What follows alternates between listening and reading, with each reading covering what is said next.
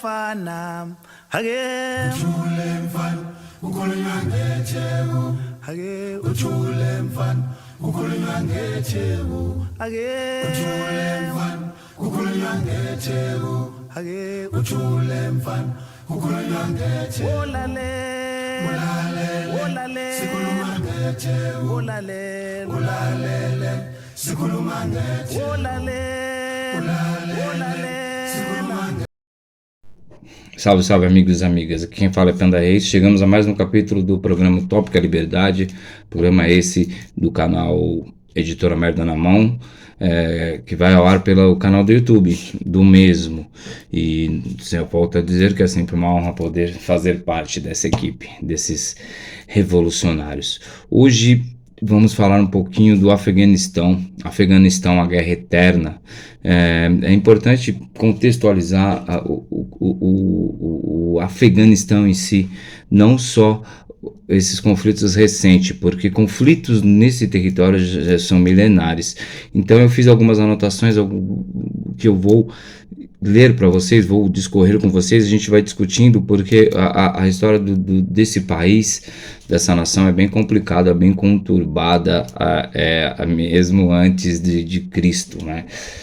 Um povo milenário, um povo misto, que vocês vão entender o que eu estou querendo dizer. Já começa pelo nome Afeganistão, que significa terra dos afegãos, que se origina a partir do etnônimo afegão. Historicamente, o nome afegão designa pessoas, pastós, que é o maior grupo étnico do Afeganistão, tá ligado? Os muçulmanos levaram o Islã para Herat e Serange, que era controlado pelos Sassânidas, em meados do século VII, enquanto a islamização mais completa foi alcançada em seu total, assim, entre os séculos IX e o século XII, sob a dinastia Safárida. Esse país, o Afeganistão, ele não tem litoral, é um terreno montanhoso localizado no centro da Ásia, faz fronteira com o Paquistão ao sul, com o Irã ao leste, a oeste com o Turcomenistão e o Uzbequistão e o Tajiquistão ao norte, né? E faz fronteira também com a China nordeste, ou seja, é um território com várias fronteiras, né? Evidências humanas existem nesse território desde 50 mil anos antes de Cristo, mas se tornando uma sociedade sedentária e se fixando efetivamente mais ou menos há 7 mil anos. Isso, as etnias mais significativas, digamos, mais fortes dessa região são, como eu já disse, o Pastos, os Tajiks, o Hazarás e os Uzbeks, formam o Afeganistão etnicamente. É essencial a posição geoestratégica, ou seja, a posição geográfica do Afeganistão, porque ele liga o Oriente Médio à Ásia Central, tá ligado? E ao subcontinente indiano, e foi essencial na Rota da Seda. Por que eu estou falando isso? Porque vários povos vizinhos entraram em campanha militar com os afegãos desde as antiguidades, justamente por sua posição geopolítica, que era uma posição geoestratégica para quem a controlasse, né? Nesse período. Para vocês terem uma ideia, Alexandre o Grande,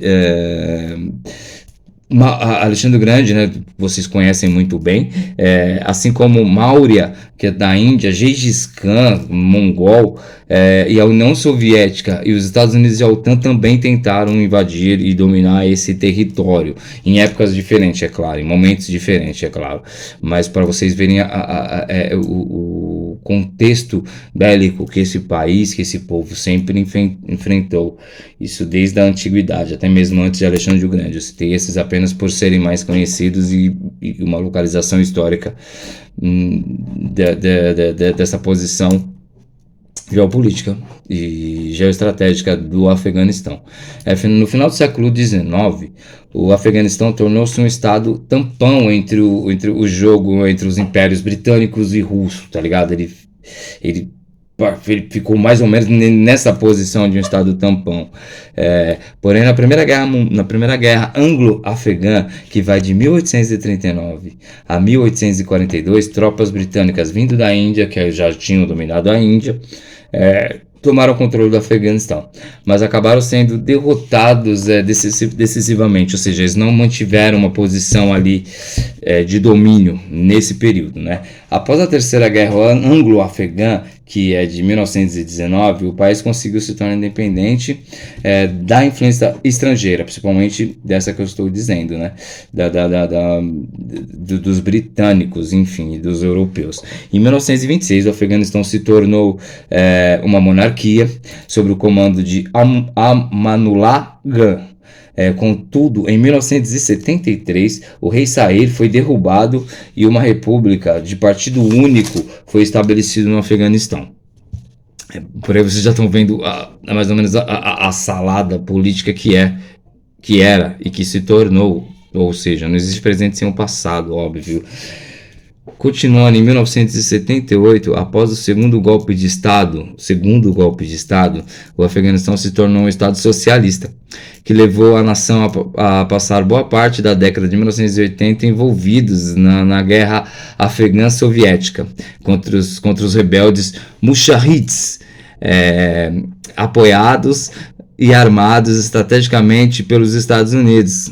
Aqui, cara, é legal abrir um parênteses e a gente poder discutir melhor essa questão, porque nesse período de 1978, nesse segundo golpe de Estado em que o Afeganistão se tornou um Estado socialista, é aquele momento da Guerra Fria em que a União Soviética tem uma influência maior no território e vence, né? Ou seja, não é à toa que o Afeganistão se tornou, assim como todos os países ali da região, se tornaram um país socialista. Aquele bloco socialista, né? Que vocês acho que conhecem bem. E nesse período, para contrapor, para ir contra a União Soviética, que tinha todo esse apoio bélico, ideológico no Afeganistão, os Estados Unidos eles começaram a investir pesados nesse Mujahids.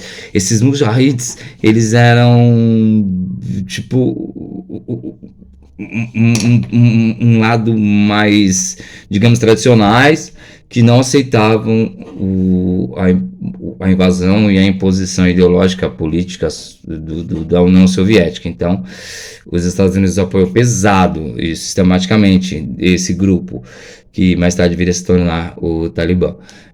Em 1996, a maior parte do país havia sido tomado por fundamentalistas do grupo Talibã, que estabeleceram um regime totalitarista radical. Esse regime totalitarista radical, ele é ligado direto a esse início lá de 1978, ou seja, com a Guerra Fria tínhamos dois blocos, né, os blocos lenistas soviéticos que apoiavam a União Soviética, que estavam equiparados ideologicamente com a União Soviética e com todo o bloco socialista, e esses mujahids, que eram mais religiosos, mais tradicionalistas e não queriam apoio, não queriam a influência soviética e receberam um apoio militar, de armamento, não ideológico, mas principalmente militar e de armamento, e foram armados pelos Estados Unidos para poder combater nessa guerra afegã soviética. Esse embate durou até o fim da Guerra Fria, com a queda do muro, né?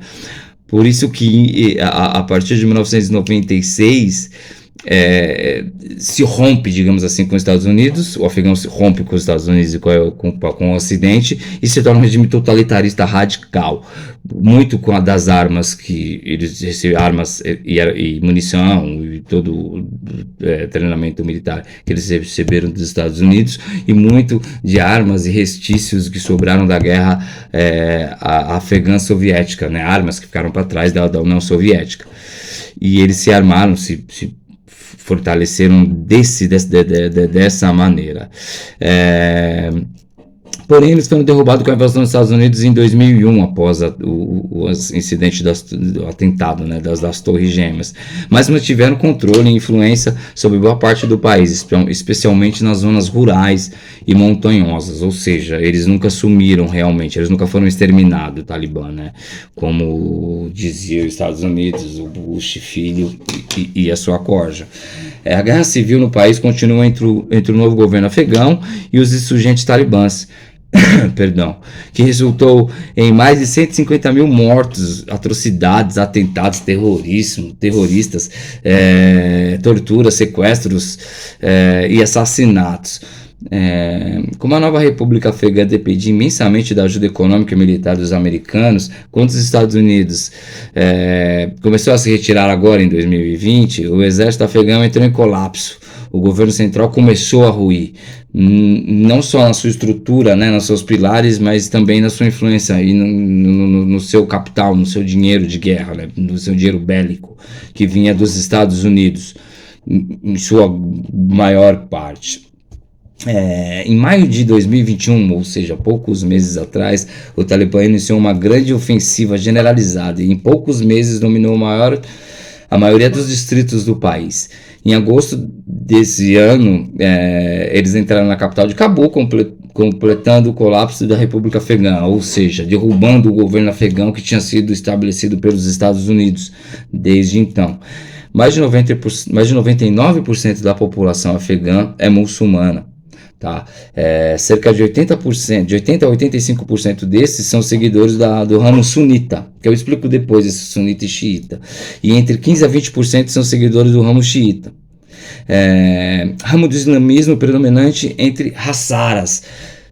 Ainda outros 3% de muçulmanos não convencionais, ou seja, não são desses ramos, são mais ramificados em outras linhas religiosas ideologicamente. Até a década de 1890, a região em torno de Nuristão era conhecida como Cafiristão, terra dos cafires, ou kafir, que eram os incrédulos. É importante falar que até a década de 1890, a região em torno do Nuristão era conhecida como Cafiristão, que quer dizer terra dos cafires, ou kafir, que são incrédulos, por causa dos seus habitantes não muçulmanos, né?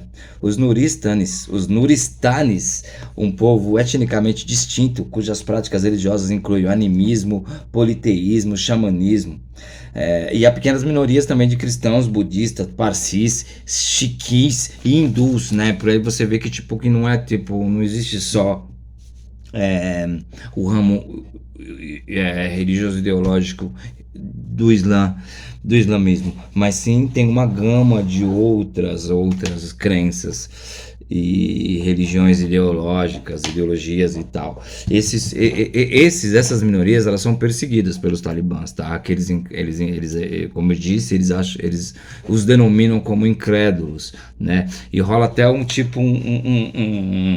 genocídio, uma perseguição para exterminar essas minorias, né? E é interessante, para encerrar a questão do Afeganistão aqui nesse vídeo, até para não ficar tão longo, recentemente, no dia 15 de outubro, ocorreu um atentado em uma mesquita na cidade de Kandahar, que fica ao sul do Afeganistão, deixando ao menos 32 mortos, vários feridos, e vale ressaltar que a mesquita era xiita, né? Essa etnia vem sofrendo ataques. Eles são minorias entre os afegãos do que praticam o Islã, como é sabido, né? Para vocês terem uma ideia, o ISIS é sunita, né? Assumiu a responsabilidade desse atentado. E também um atentado anterior na cidade de Kunduz, no nordeste do país, que deixou um número de mais de 100 mortos e feridos. A loucura teológica e ideológica é enorme.